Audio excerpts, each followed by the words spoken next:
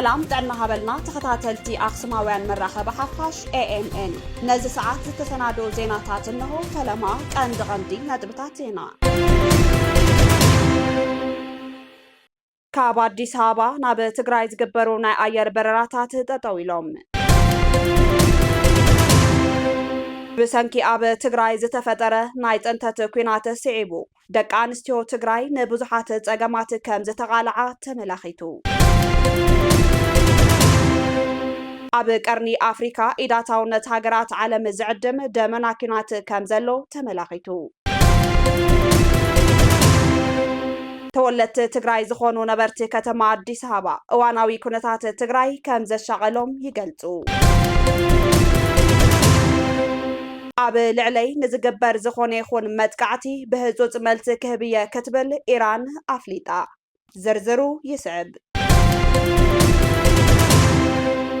ካብ አዲስ አበባ ናብ ትግራይ ዝግበሩ ናይ አየር በረራታት ተጠዊሎም 21 ጥሪ 2018 ዓ.ም መንገዲ አየር ኢትዮጵያ ካብ አዲስ አበባ ናብ ዝተፈላልዩ ከባቢታት ትግራይ ዝርከቡ መዕርፈ ነፈርቲ ዘካይዶም በረራታት ከም ዝሰረዘ ተፈሊጡ ነዚ ዛዕባ ኣመልኪቱ ቢቢሲ ትግርኛ ሒዝዎ ኣብ ዝወፀ ሓበሬታ ሎሚ ካብ ናብን አዲስ አበባን ትግራይን ክካየዱ መደብ ዝተተሓዘሎም በረራታት ከም ዝተሰረዙ ካብ ዝተፈላልዩ ተገልገልቲ አረጋጊጹ በመሰረተቶም ተገድገልቲ ዝበጽሖም ናይ ጽሑፍ መልእኽቲ በረሮኦም ከም ዝተሰረዘ ክፈልጡ ዝተገበሩ ኮይኖም ምክንያቱ ድማ ዘይተሓሰበ ኩነታት ከም ዘጋጠመ ብምግላጽ ከም ዝኾነ ካብቲ ዝተላኸሎም ናይ ጽሑፍ መልእኽቲ ንምፍላጥ ተኻይሉ በዚ መሰረት ድማ ካብ አዲስ አበባ ናብ መቐለ ሕሞራ ሽረን አክሱምን ካብን ናብን እተን መዕርፎ ነፈርቲን ሎሚ ክካየዱ መደብ ተታሒዞሎም ዝነበሩ በረራታት ሙሉእ ብሙሉእ ከም ዝተሰረዙ እዩ ኣፍሊጡ ዘሎ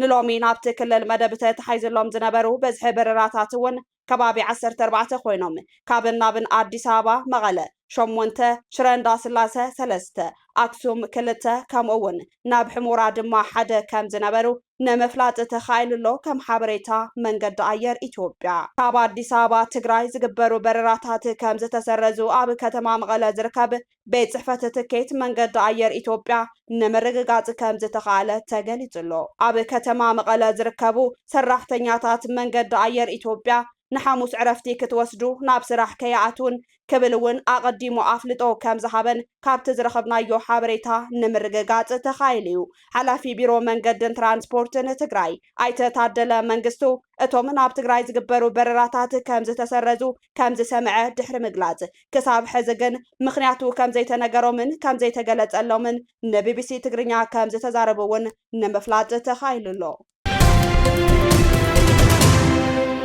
ብሰንኪ ኣብ ትግራይ ዝተፈጠረ ናይ ጥንተት ኩናት ስዒቡ ደቂ ኣንስትዮ ትግራይ ንብዙሓት ፀገማት ከም ዝተቃልዓ ተመላኺቱ ነዚ ዝተሓበረ ፕሮጀክት ኤክስፐርታይዝ ፍራንስን ማሕበር ደቂ ኣንስትዮ ትግራይን ብሓባር ስልጠና ዝሃብሉ እዋን እዩ ኣብ ትግራይ ዝተፈጠረ ኩናት ስዒቡ ንማሕበረ ኢኮኖሚያዊ ፀገማት ንዝተቃልዓ ደቂ ኣንስትዮ ትግራይ ትኩረት ጌርካ ምድጋፍ የድሊ እውን ተባሂሉ ፕሮጀክት ኤክስፐርታይዝ ፍራንስን ማሕበር ደቂ ኣንስትዮ ትግራይን ብሓባር ካብ ዝተፈላለዩ ወረዳታት ንዝተወፃፃ 53 ኣዴታት ኣብ ምሕደራ ሃፍቲ ዳኣንትን ማኒፋክቸሪንግን ሃፍቲ እንስሳን ልምዓት ሕርሻን ዘድሃበን ብሰብ ሞያ ዝተደገፈን ናይ ዓርሰ ምርኮሳ ስልጠና ተዋሂቡ ንሕድሕደን ድማ 65,000 ብር መትከል እግሪ ሓገዝ ከም ዝተበርከተለን ተመላኺቱ ብሰንኪ ዝተፈጠረ ናይ ጥንተት ኩናት ደቂ ኣንስትዮ ትግራይ ንብዙሓት ፀገማት ተቃሊዐን በምህላውን ብስራሕቲ ዓርሰ ምርኮሳ ኣቢለን ሕዌተን ንክረጋገጽ ድጋፍን ክትትልን ከም ዘድልየን ኣብቲ ስልጠና ዝተረኸባ ሓላፊት ማሕበር ደቂ ኣንስትዮ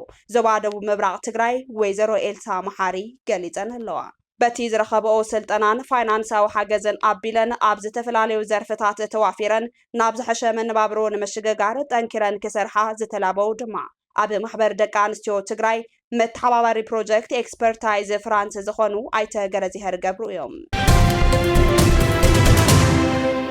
ኣብ ቀርኒ ኣፍሪካ ኢዳታውነት ሃገራት ዓለም ዝዕድም ደመና ኩናት ከም ዘሎ ተመላኺቱ ቀርኒ ኣፍሪካ ወታደራዊ መትፈናናት እንጸላሊዎ ዝርከብ ከባቢ ኮይኑ ዓመታት ዘውፀረ ኩናት ሕድሕድ ሱዳን ኢዳታውነት ኢሚራት ዓረብ ኣሳቲፉ ኣብ መንጎ ሰራዊት ሱዳንን አንጻሩ ዝዋጋ ዘሎ ሓይሊ ህጹጽ መልሲ ወሃቢ RSF ኣብ ሱዳን ሓያሎ ሰብኣዊ ንዋታውን ክሳራታት እናስዕበ ቀፂሉ ኣሎ ኣብ ኩናት ሕድሕድ ሱዳን ዝተሳወረ ሃልሃልታ ኩናት ኣብዚ እዋን ናብ ሃገረ ቻድ ሰጊሩ ኣሎ መንግስታዊ ወታደር ቻድ ዶባት ሱዳን ሰጊሩ ናብ ቻድ ዝተሳወረ እዚ ኩናት ቻድ ናብ ወታደራዊ ምድላዋት ክትፅመድ ገይርዋ ኣሎ ይብል ጸብጻብ ዘ ሞርኒንግ ጋዜጣ ብተወሳኺ እውን ሓይሊ ህጹጽ መልሲ ወሃበ ሱዳን ኣብ መሬት ኢትዮጵያ መዋፈረ ጽዋርን ሰራዊትን ተዋሂብዎ እዩ ብምባል ሱዳን ምስ ኢትዮጵያ ኣብ ዝሓርፈፈ ፖለቲካዊ ምትፍናን ዝኣተወት እንትትኮን ብቐንዱ ድማ ልሙዕ መሬት ኢትዮጵያ እናተባህለ ዝነገረሉ መሬት አልፋሽር ኣብ ትሕቲ ሰራዊት ሱዳን ምህላው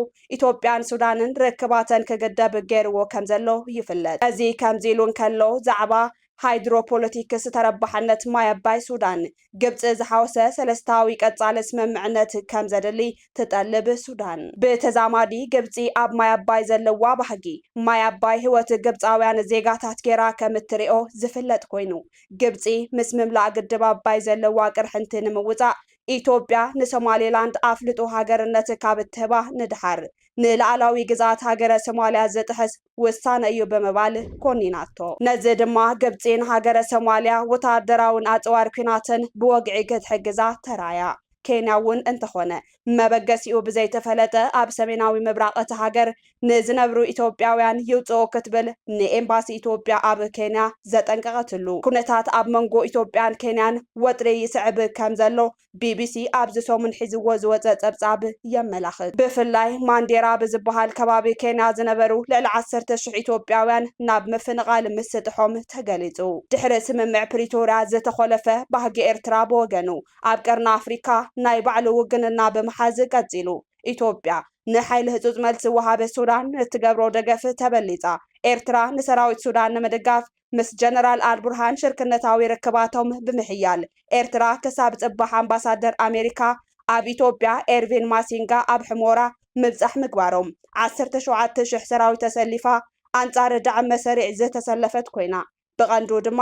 ኢትዮጵያ በሪ ባሕሪ የድልየኒ እዩ ምባላ ተኸቲሉ ኤርትራ ኢትዮጵያ ንትህቅኖ ሕልሚ ማያት ቀይሕ ባሕሪ ንምግታእ ጥኑዕ መርገፂ ሒዛ ትርከብ እዚ ከምዚ ኢሉ እንከሎ ማእከል ሚዛን ሃገራት ቀርኒ ኣፍሪካ ኢትዮጵያ ምዃና ዘመላኽት ትሕዝቶ ዘለዎ ምዃኑ ዘርኢ ድማ ኢትዮጵያ ንማያት ቀይሕ ባሕሪ ሕቶ ይግበአኒ ካብ እተልዕል ንነዘ 900 ኣታዊ ንግዲ እትጥቀመሉ መስመር ጅቡቲ ኣብ ስጋኣት ከኣቱ ዝገበሮ ድማ ጅቡቲ ሓንቲ ካብተን ተረባሕቲ ማያት ቀይሕ ባሕሪ ምዃና እዩ እዚ ዝተሓላለኸ ፖለቲካዊ ወጥሪ ቀርኒ ኣፍሪካ ሃገራት ዓለም ኣብ ዝሃጓፍ በቢ ዘለዎን ባህጊ ክሳተፋ ዝዕድም ክስተት ኮይኑሎ ነዚ ዝሰገት ሃገረ ኣሜሪካ ነቲ ኩነታት ንምቁፅጻር ምክትል ሚኒስተር ጉዳያት ወፃኢ ኣሜሪካ ክሪስቶፈር ላንደው ናብ 4 ሃገራት ቀርኒ ኣፍሪካ ምብጻሕ ክገብሩ ኣዚዛላ ኣሜሪካ ነቲ ብሕብረት ዝተሳተፈትሉ ውዕሊ ሰላም ምልኡነት ክህልዎ ኣብ እንትገብሮ ጻዕሪ ንምጉልባት ኣብ መጀመርያ ወርሒ ጥሪ ብኣምባሳደር ኣሜሪካ ኣብ ኢትዮጵያ ኤርቪን ማሲንጋ ኣብቲ ቀንዲ ስሕበት ፖለቲካ ትግራይን ኢትዮጵያን ዝኾነ ሕሞራ ክርከቡ ዝገበረት እንትትኮን ኣብ ዝቕነ ድማ ምክትል ሚኒስትር ጉዳያት ወፃኢ ኣሜሪካ ክሪስቶፈር ላንደው ኣዲስ ኣበባ ኣትዮም ኣለዉ እቲ ኣብ ኢትዮጵያ ዘሎ ዘይምዕሩይ ወታደራዊ ስጉምትታት ማለት ኦነግ ኣብ ክልል ኦሮሚያ ፋኖ ኣብ ክልል ኣምሓራ TDF ኣብ ክልል ትግራይ ንኢትዮጵያ ክበታትና እዩ ዝብል ስጋት ዘለዋ ኣሜሪካ ንምክትታል ምንታን ክትዕማ ምክትል ሚኒስትር ጉዳያት ወፃኢ ኣሜሪካ ክሪስቶፈር ላንደው ሊኢኻ ኣብ ዘለትሉ እዋን እቲ ብውዕሊ ስምምዕነት ተንጠልጢሉ ሰላሕታዊ ጽንተት ዝቕጽል ዝነበረ ረኽቢ መንግስቲ ኢትዮጵያን ክልል ትግራይን ናብ ድምፂ ተኹሲ ተሰጋጊሩ ኣብ ዘለሉ እዋን ምዃኑ ኣሜሪካ እንታይ ስጉምቲ ትወስድ ተጽቢት ዝግበረሉ ዛዕባ እዩ